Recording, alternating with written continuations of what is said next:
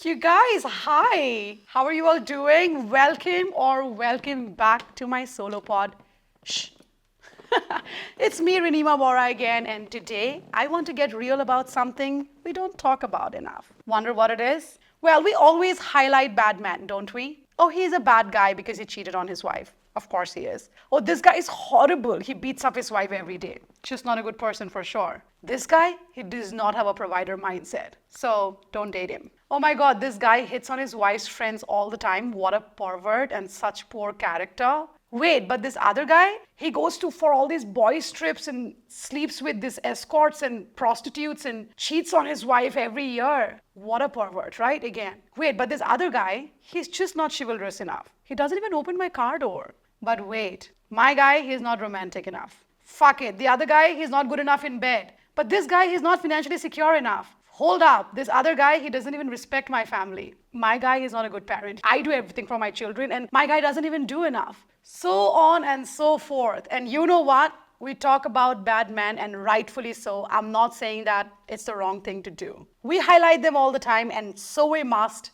so we should. And I'm all in for it. A huge advocate for it. Why shouldn't we, right? But at the same time, what I want to know is, what about bad women? Why is it that we don't talk about them? Because they exist too, right? Who are they? Why don't we ever discuss them? And I think it's high time we shine a light on this. But before that, men, don't get excited. I'm not here to say that all of you are angels, you are amazing, and all your actions are justified. Absolutely not. But this episode is more about focusing on who a bad woman is while we already know who a bad man is. And another thing that keeps popping up, I keep hearing a lot is this whole notion that women should support women. We hear it everywhere, isn't it? Women don't support each other enough. Oh wait, women are always bitching about each other. Women are their own biggest enemies. And you know, there is a lot of truth in it, which is why it goes around. But this whole concept of women should support women, is it really that easy though to support every single woman in your life? I don't think so. And for me, it's impossible because you don't always meet good women. And I'm all in for supporting women, right? Don't get me wrong. But am I going to support everyone, even if they are negative or toxic and brings nothing but drama into my life? My answer is absolutely not. It won't be at the cost of my happiness. Supporting women, according to me, should mean supporting those who uplift you, who reciprocate positivity, and who share your values, right? So today, let's dive into these two big questions. Number one is, who is a bad woman? What defines her? And number two, should we blindly be supporting all women just because they are women? Let's get into it and let's get honest. All right, let's start with the first question, right? Who is a bad woman? We all know what a bad man looks like, right? Someone who cheats, abuses, disrespects, does not provide. All this adultery, infidelity, domestic violence, all of it. Anybody who involves in that is a bad man. But what about women who cheat on their amazing, loyal, supportive husband? What about women who tear down other successful women just out of jealousy? And what about women who sleep with married men or their friends' partners? They're good. These are the kinds of actions that we need to call out. And let's add more to the list because there is a lot more. What about women who are constantly spreading malicious gossip? Women who thrive on creating drama and stirring up trouble in others' lives? How about women who bully and belittle others just to make themselves feel superior? Women who use manipulation and deceit to get what they want? And let's not forget women who play the victim card to escape accountability for their actions. And this is controversial, I am aware, I know, mainly because society imposes a lot of roles and responsibilities on us. But what I am talking about is fundamental duties and responsibilities here. Just like a man who hits his wife is wrong, a woman who is violent towards her partner is also wrong. Just as harassment by men is unacceptable, women who harass men, either maybe by bombarding them with unwanted messages or maybe manipulating them emotionally, are equally in the wrong. Think about women who honey trap men, who despite knowing the man is married, still pursues them. Women who constantly lie and deceive, causing emotional harm. And what about those who exploit others? Kindness and generosity? Or women who sabotage others' efforts and success out out of sheer envy. Then there is the financial exploitation, right? Where women who take advantage of their partners financially without contributing anything meaningful in return. Women who are emotionally abusive, undermining their partner's self-esteem and confidence. And the list goes on and on and on, unfortunately. And let's talk about the double standards. Society often gives women a pass for behaviors that would be condemned if done by men. And I'm done with it. For example, a woman who neglects her children or is unfaithful is sometimes seen as, oh, she's trying to find herself. Oh, that's being liberating. But in reality, these actions can be just as damaging as when men do them. Right? We'll call him a bad parent. So again, who is a bad woman? It's someone who displays these toxic behaviors. It's someone who uses manipulation, deceit, and emotional abuse. It's someone who tears others down to lift herself up. And these actions scream bad character. And it's high time we start calling them out. We need to recognize that bad behavior isn't exclusive to one gender. Just as we hold men accountable, I think it's about time that we need to hold women accountable too. And it's about fairness and creating a healthier, more respectful society. So let's open this discussion here. Have you encountered such behaviors? How do you define a bad woman? Let's talk. Let's talk about it and let's get real. Now let's talk about supporting good women, right? I'm a huge advocate for women empowerment. No, truly so. If you see my social media, my Instagram or my YouTube, I'm a content creator, and also through my clothing brand, Miss Momo, I constantly celebrate, at least I try to celebrate real women.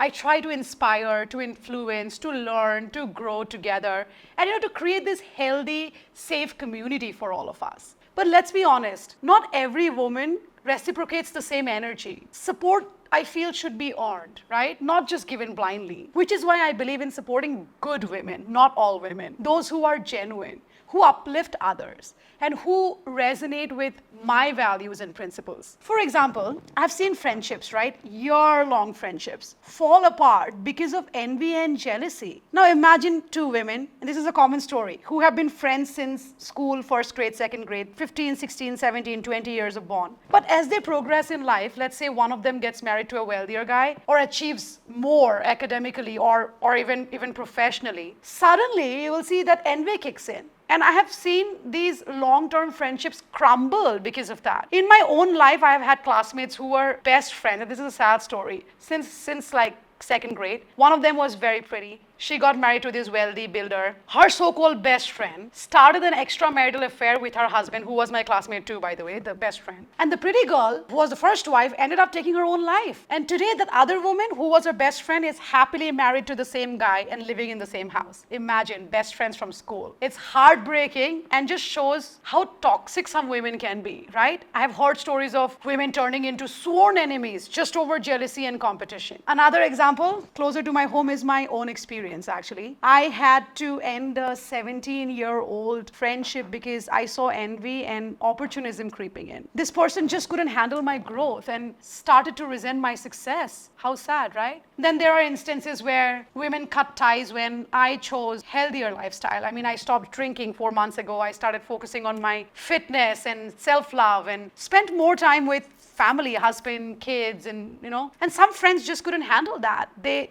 didn't support my journey towards a better self. And these are not the women I want to support back, because if they can't stand by me in my endeavor to improve myself, then are they really worth my support? I don't think so. And I have seen women gossip about their friends, spread rumors, and actively work to undermine each other's success. Women who pretend to be supportive to your face but are secretly hoping that you fail. It's disappointing and disheartening, but it's a reality, and we need to address it. And it's not just personal experiences, right? I hear these stories all the time. Women backstabbing each other in the workplace just to climb the corporate ladder, sabotaging projects, or taking credit for someone else's hard work. Then there are mean girls, women who belittle others to feel superior, who uses manipulation and deceit, to get ahead in life. Which is why I feel supporting good women means recognizing those who genuinely is going to uplift others, who are happy for your success, who are content in their own life, and who supports your growth and who share your value, right?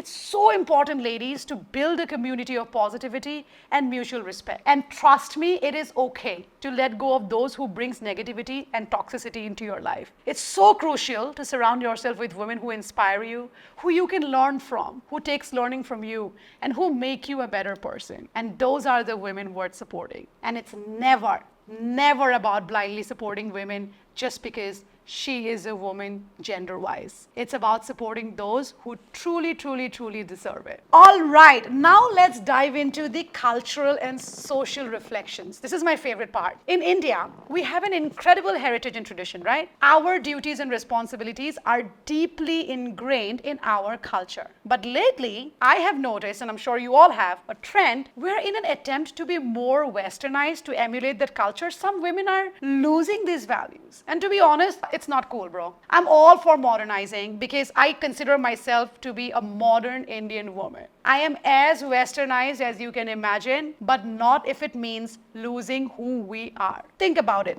Your moms, our grandmoms, they managed to balance everything, didn't they? My mom, for example, she was a working woman. She raised two amazing daughters, had a fair share of friends, and still took care of the house. I never saw her get to a point where she was like, oh my God, you know what? I have to go out every Friday night or Saturday night and drink to blow off steam to get some space because I'm raising kids, I'm managing a husband, I'm working a job, I'm managing the house. I never heard her say that, but why has it become such a burden now? Why do women today feel so exhausted just fulfilling regular duties and responsibilities? Is it the evolution of society? Is it the fast-paced life? Or is it the pressure of being part of this fastest growing economy and being self-independent and whatnot, right? I really want to know. Because personally, I don't see myself getting tired of fulfilling my duties and responsibilities. And I'm not saying all of you have to be the same. I do love taking care of my home. I love being there for my husband. I love being there for my nephew, who is like my son, my dogs. I love being an entrepreneur to Miss Momo. I love working for my brand. I love creating content on social media, YouTube and Instagram. I have my life for sure. But I also embrace my duties and responsibilities, you know, as a wife, as a mother, as an entrepreneur, as a sister,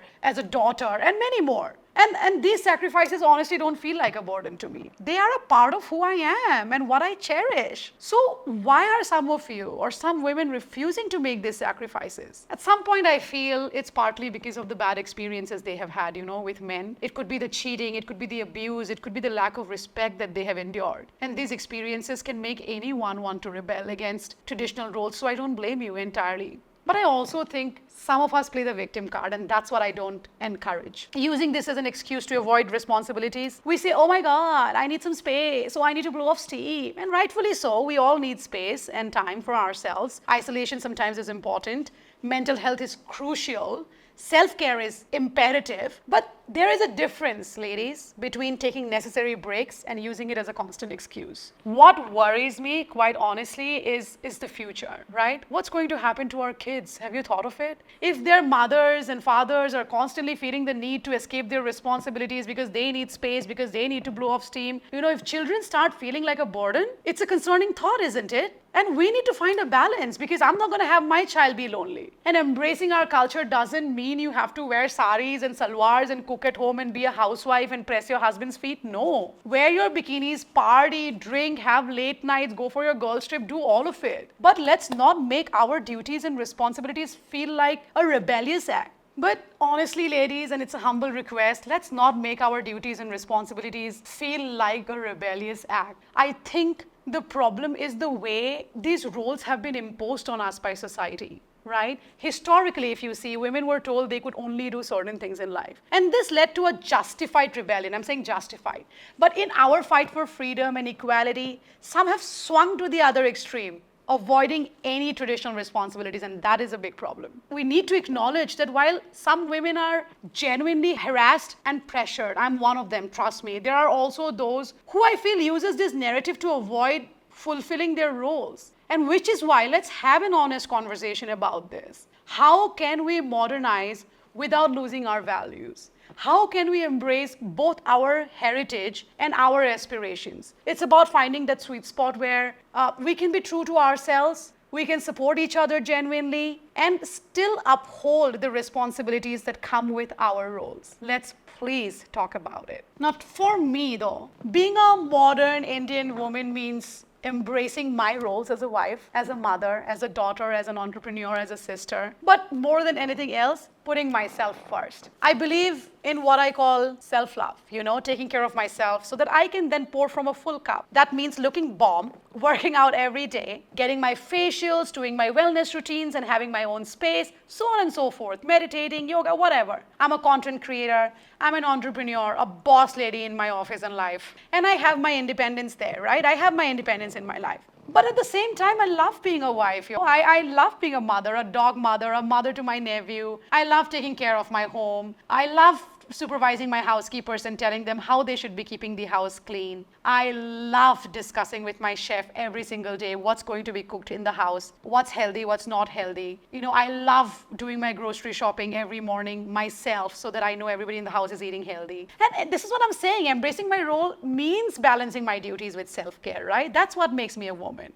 Prioritizing myself and being content with who I am, I feel is extremely important. And I support women who live these values, who uplift one another. Prioritizing myself and being content with who I am is extremely important. And I support women who live these values, who uplift one another just as much they have uplifted themselves. And it's okay to not support every woman blindly. I cannot press on this enough. I have tried that, and it has only brought serious mental damage into my life. And that is when I realized how important it is to be careful about the kind of women you surround yourself with and support, right? I have had to end long-term friendships because of envy and jealousy. Like I have mentioned before, I had a 17-year-old friendship that I had to let go of because my growth wasn't welcomed. I saw people trying to be opportunistic, not liking it when I outgrew them. And I have seen women who stopped, like I said, being friends with me because they thought I was not cool enough when I chose a healthier path in life. No alcohol equivalents to not being cool, right? When I quit drinking, started going to the gym, I focused on my family, my husband, my kids, my dog, my wellness, basically. So I wanted to study more. So these are not women I want to support or be friends with. If someone can't support me in my endeavor to improve myself, then they aren't worth my support any given day. And despite these experiences, by the way, I have managed to heal myself without damaging those women who have hurt me. I have learned that these lessons about what is good for me going forward, what is bad for me as a woman. And today, I make conscious choices about who gets to be a part of my life and who does not. And let me tell you, the last 2 years have been magical because of this conscious effort. I have endured domestic violence for 15 years of my life. You would think I should be the biggest rebel, hating men. And while I do despise bad men, those who cheat, those who are not loyal, those who do not have a provider mindset, who can't be loyal, like I said, has poor character, I still despise those men. But I also despise bad women. And at nearly 36 years old today, I have figured out that both bad men and bad women exist. And you need to protect yourself from both. People always tell us, right? Protect yourself from bad men and stay safe. Today I'm telling you, protect yourself from bad women too. They can be just as dangerous. I always say, while a domestic abuser can exploit you physically, a manipulative woman can exploit you mentally. So it's similar damage, or maybe lesser or more, but it is a damage. It's so easy to become rebellious, my dear friends, to harbor negative feelings because of all that we have been through, all the negativity that has come in our way through men or women. I have had women trying to hit on my husband because they wanted my lifestyle. They wanted to drive a Range Rover. They want to have luxury bags and shoes and clothes, and they want these vacations. They don't give a damn that he's my husband. And I can't stand women like that. I keep away from such women consciously, women with poor character, because I have to protect myself. And trust me, this isn't insecurity. This is being careful, being safe, being aware, and making well-informed decisions for my well-being, both mental and physical. And being a modern Indian woman is about finding balance, right? I don't believe in giving up my values and responsibilities in the name of modernization or modernity. I am all for wearing bikinis, partying, drinking, having fun, late nights, do what you want, be independent, do what you want. But definitely not at the expense of your duties and responsibilities, right? Fulfilling these roles doesn't have to be a burden. And that's what I'm trying to say. It's about embracing who you are, who I am, and making sure that we don't lose our essence in the process, my dear beautiful women. In the end, it's about creating a community of supportive, positive, and genuine women who, again, like I said, can uplift one another. Please make conscious choices about who you let into your lives and who you support. All right, so with these heavy-hearted thoughts, and perspectives out there, I'm going to conclude today's session, but I'm going to emphasize, please let's have a real conversation. Tell me, who do you consider a bad woman? What qualities do you think make a woman worth supporting? Right? And it's really, guys, high time to be honest about our expectations and the kind of support we give and get. For me, being a highly sensitive and emotional person, this topic is incredibly close to my heart, right? I want to make it clear that I'm not a woman hater. I never will be. I'm a girl's girl. Far from it. I'm indeed an advocate for supporting and uplifting good women. I despise bad women, not women in general. It's about standing up for the right values and creating that positive, supportive community that I forever wanted to create. And I will always believe in uplifting and supporting good women only. Those who inspire, influence, and have the intention of growing together. Women who resonate with my values, my traditions, my principles, and I cannot press on it enough. It is important for you as well to surround yourself with people who is going to uplift you as much as you uplift them. And I've had my fair share of negative experiences, but I've also learned and grown from them, like I said, I make conscious choices about who I let into my life and who I support. And I hope the same for you. And it's made all the difference. So drop your thoughts in the comments below. Let's talk. Let's support each other in meaningful ways. Bad women, stay away from me. Remember, it's about speaking out for what's right and holding your head high. And if you enjoyed today's episode of Shh, please do give it a thumbs up and subscribe to my channel for more such episodes every single month. Expect an episode of my solo podcast, Shhhh, every month. We are here to break down myths and empower one another, and one episode at a time. Catch you in the next episode, my wonderful, wonderful women and men. But until then, take care and keep empowering yourselves and others. Kindly stay away from the bad women. And like I said, the bad women, stay the fuck away. I'll see you in another one, guys. Ta-da.